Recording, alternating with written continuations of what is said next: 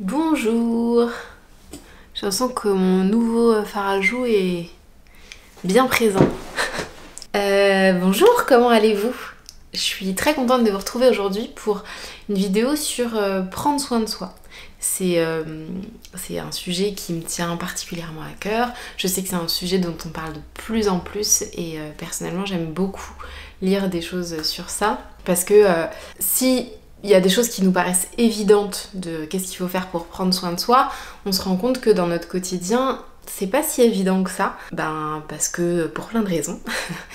Mais souvent ce qui revient c'est le manque de temps. Mais quand on creuse un petit peu, on se rend compte que c'est pas forcément le temps, parce que quand on a le temps, finalement on fait pas forcément ce qu'on s'est dit qu'on ferait pour prendre soin de nous. Et quand on creuse un peu, on se rend compte que derrière derrière cette difficulté à prendre soin de soi, on retrouve souvent l'impression de ne pas le mériter, de ne pas avoir fait assez pour prendre soin de soi, ou que ça peut attendre. Et ce qui revient aussi beaucoup, c'est qu'on a du mal à savoir quoi faire, qu'est-ce qui nous correspond, on a du mal à rester avec soi-même. Et du coup, on est un peu perdu sur mais qu'est-ce qui me fait vraiment du bien et de quoi j'ai besoin en fait. Et vraiment, on en parlait en coaching très récemment, mais ce qui revient le plus, c'est oui, théoriquement, je vois bien que j'en ai besoin et ça me ferait du bien, et à la fois, c'est compliqué quoi. Avec une incompréhension, parce que on comprend pas pourquoi c'est si difficile que ça, alors que sur le papier, ça a l'air facile. Donc je vous propose 6 conseils pour prendre soin de vous pour de vrai. Ici, je voulais vraiment vous donner des conseils concrets pour que vous puissiez mettre en place une routine qui vous correspond et que vous teniez dans la durée sans problème. Et d'ailleurs, si vous pouvez rester jusqu'à la fin, ça serait top parce que j'ai un peu besoin de vous. Oui, j'aimerais vous mettre à contribution un petit peu, donc restez jusqu'à la fin. Mon premier conseil, c'est de repérer honnêtement quels sont vos besoins. Je disais au début que le concept était vachement à la mode et c'est cool, mais du coup on a des images bien spécifiques de ce que ça veut dire prendre soin de soi.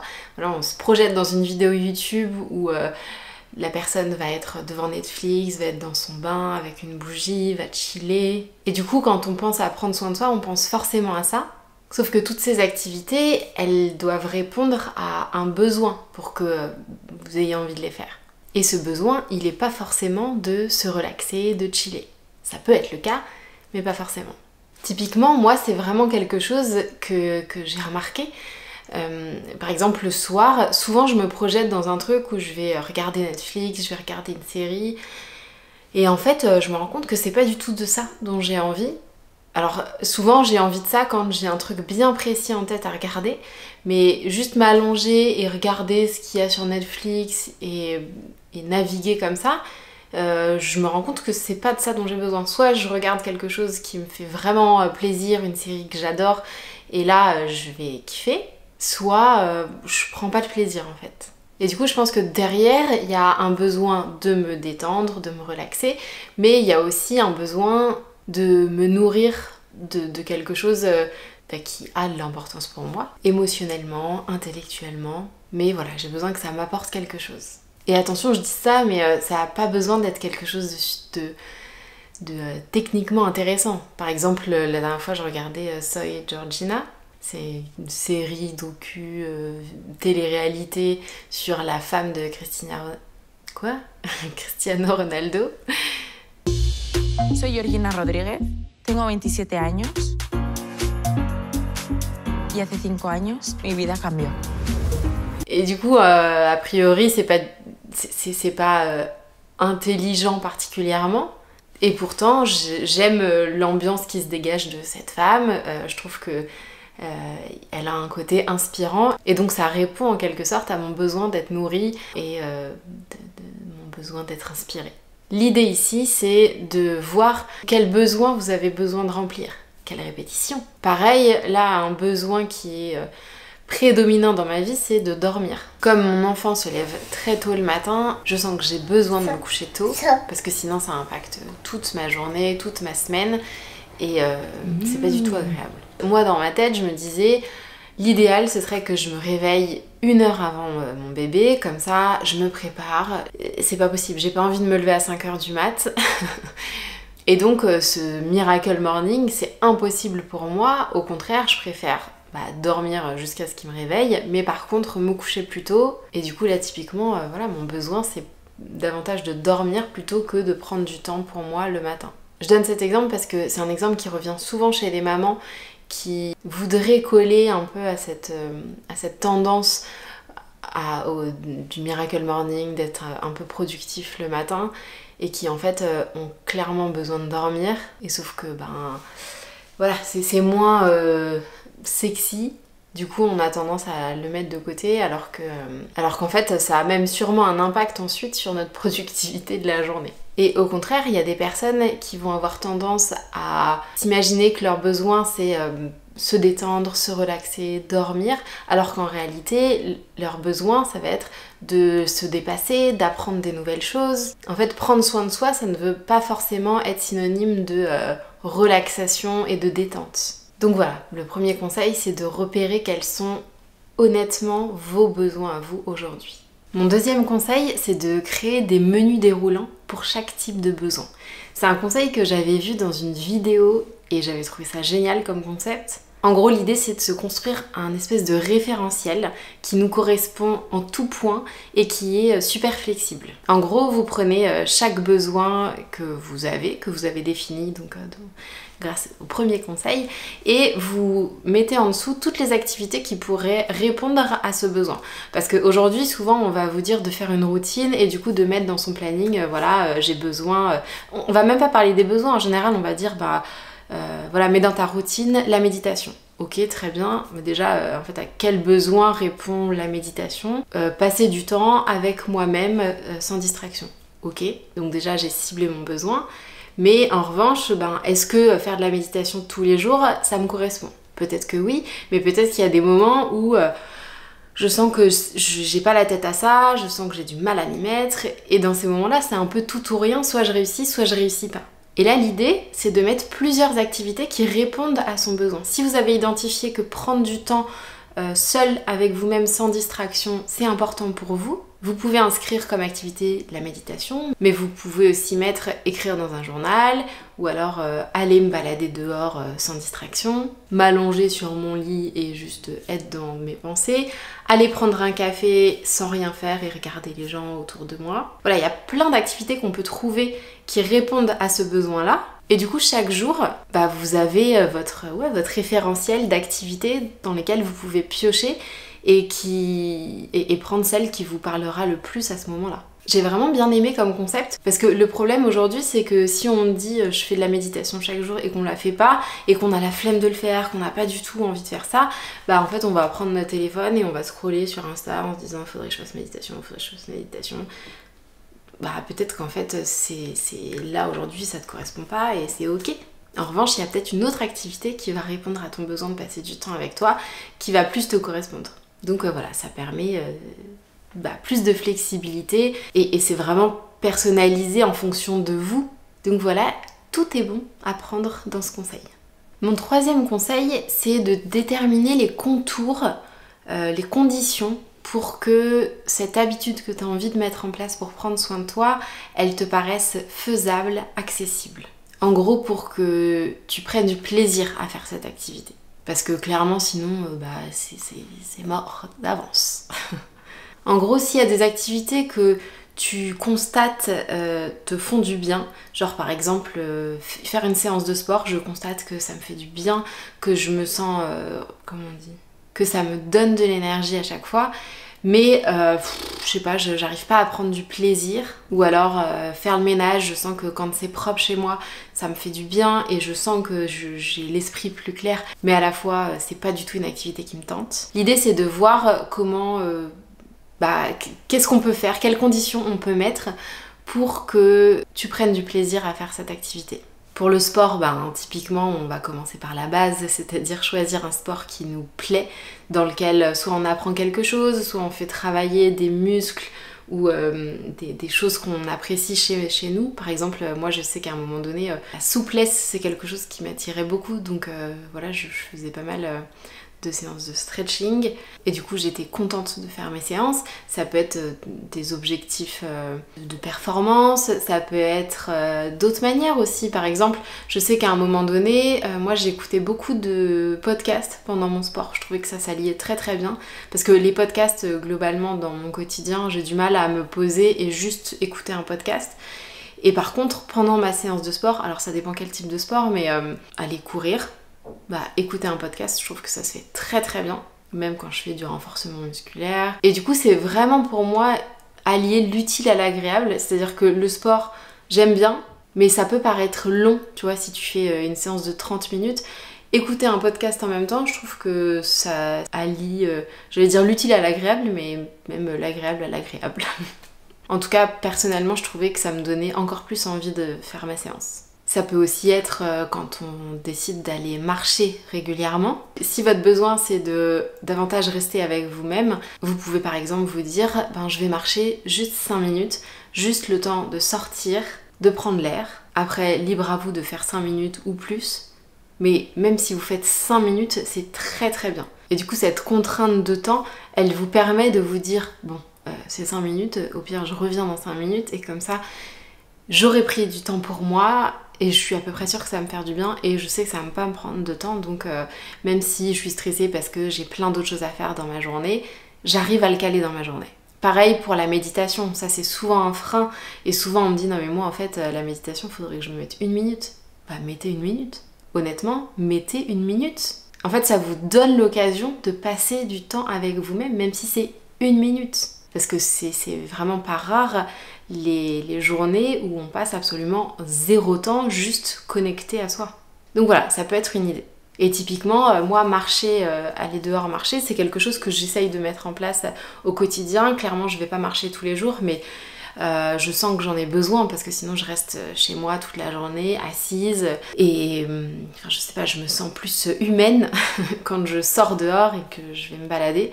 Et donc pour me donner davantage envie, soit j'écoute un podcast, soit je sais que j'ai une petite course à faire, donc je choisis un magasin un peu plus loin et je vais m'acheter le truc que j'ai prévu d'acheter, soit j'ai prévu un café avec quelqu'un, ou alors j'ai prévu un café avec moi-même et je me dis j'y vais à pied là-bas.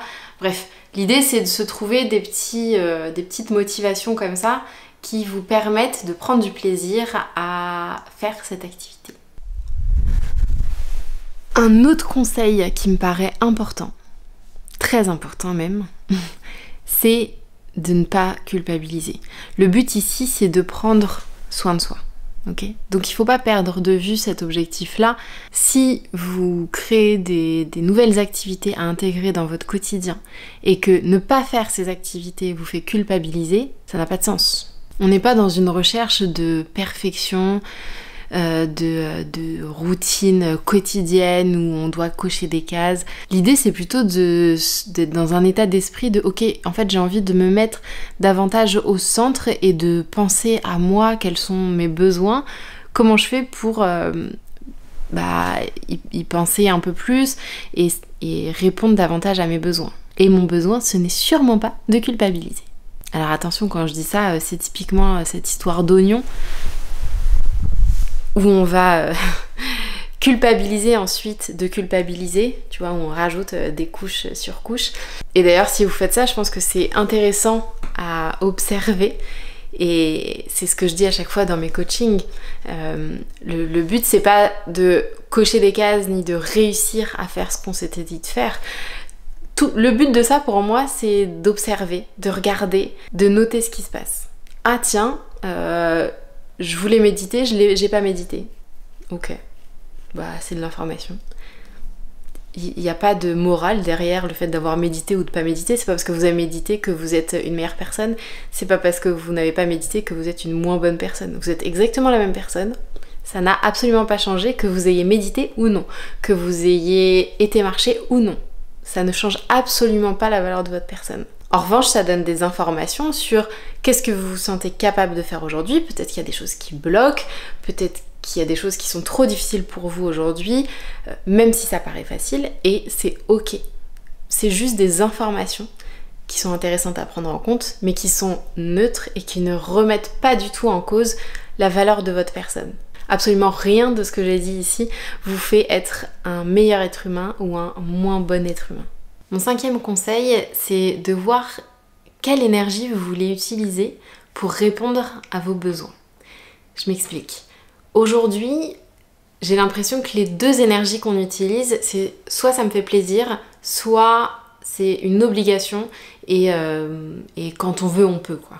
Et en gros, soit une activité me fait plaisir et donc je la fais, soit elle me fait pas plaisir et du coup j'utilise cette volonté pour la faire. C'est un peu binaire comme réflexion parce qu'en réalité, quand on prend un peu de recul, on se rend compte qu'il y a plein de motivations possibles, il y a plein d'émotions qui nous animent, qu'on peut utiliser et qu'on voudrait même utiliser dans notre quotidien pour prendre soin de nous et d'ailleurs pour faire tout plein de choses.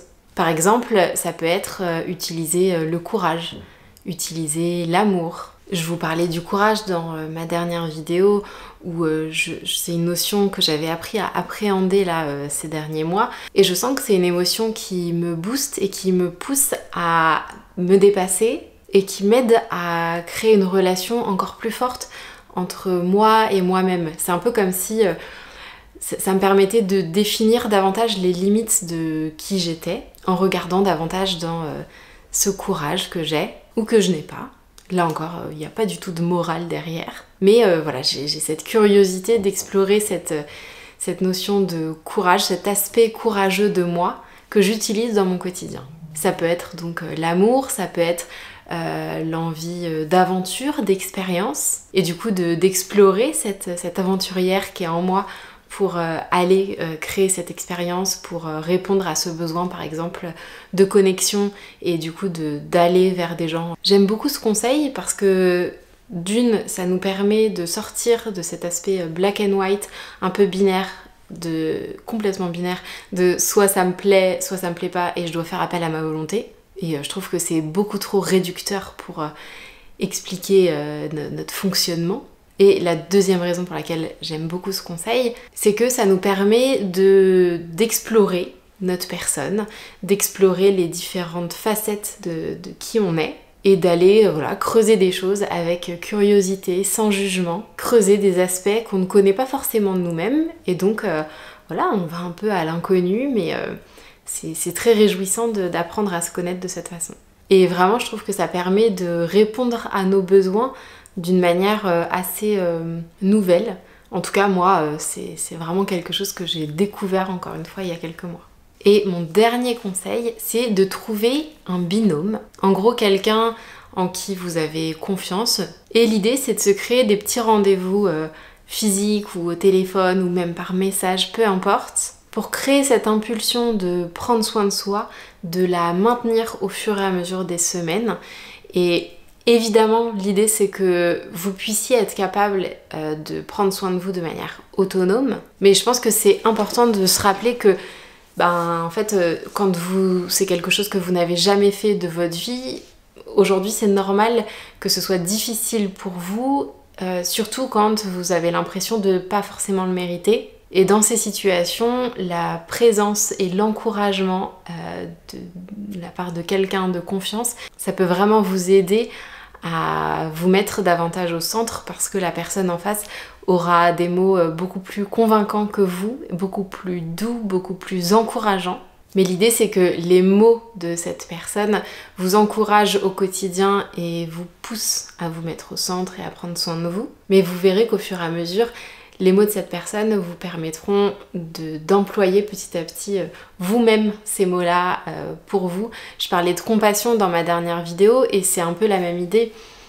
D'ailleurs, je lisais un livre, j'ai lu un livre il y a quelques années qui parlait très bien de ça, qui parlait de la compassion et qui disait que en fait, quand on n'a jamais eu l'habitude de se donner de la compassion, c'était très très dur d'en avoir et de seulement compter sur soi.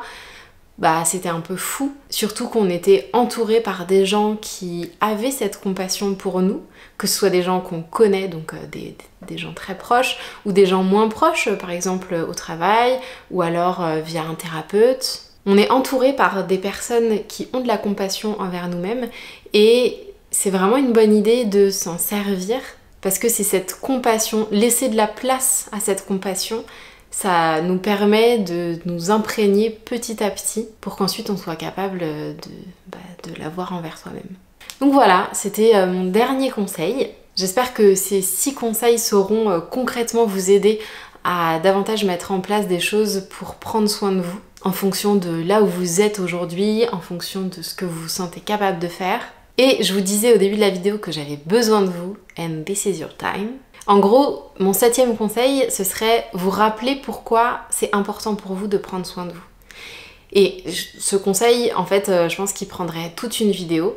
Et pour créer cette vidéo, je me suis dit que ça serait intéressant de vous demander à vous quelle est votre vision de la chose. Aujourd'hui, est-ce que vous estimez que c'est important pour vous de prendre soin de soi? Et si oui, pourquoi c'est important pour vous? Qu'est-ce qui est important? Est-ce que vous avez l'impression de le mériter? Pourquoi vous le méritez? Pourquoi vous avez l'impression de ne pas le mériter? Qu'est-ce que ça vous apporte de prendre soin de vous? Ou qu'est-ce que ça vous apporterait si c'est pas quelque chose que vous arrivez à faire aujourd'hui? Qu'est-ce que ça veut dire prendre soin de vous? Tout ça, c'est des questions qui sont importantes à se poser. Et vous verrez que si vous prenez quelques minutes pour vous poser et réfléchir à ces questions, vous allez avoir des réponses très intéressantes. Donc si vous souhaitez les partager en commentaire, je pense que ça vous aiderait vous, parce que c'est une bonne manière de commencer le travail. Et je pense que ça peut aussi beaucoup aider les autres personnes qui savent pas forcément quoi répondre. Et si ça vous dit, ce sera avec plaisir que je ferai une vidéo sur ce sujet-là. Voilà, bah écoutez, j'étais très contente de filmer cette vidéo. C'est vraiment un sujet qui m'anime au quotidien. Je trouve que le sujet de prendre soin de soi, c'est un sujet très nuancé, qui peut vouloir dire un milliard de choses, qui est très personnel et qui nous permet vraiment d'avancer beaucoup plus sereinement dans la vie, qui nous permet de davantage se connecter à soi, davantage se faire confiance. Donc voilà, écoutez, prenez soin de vous, je vous embrasse fort et je vous dis à la prochaine vidéo. Salut!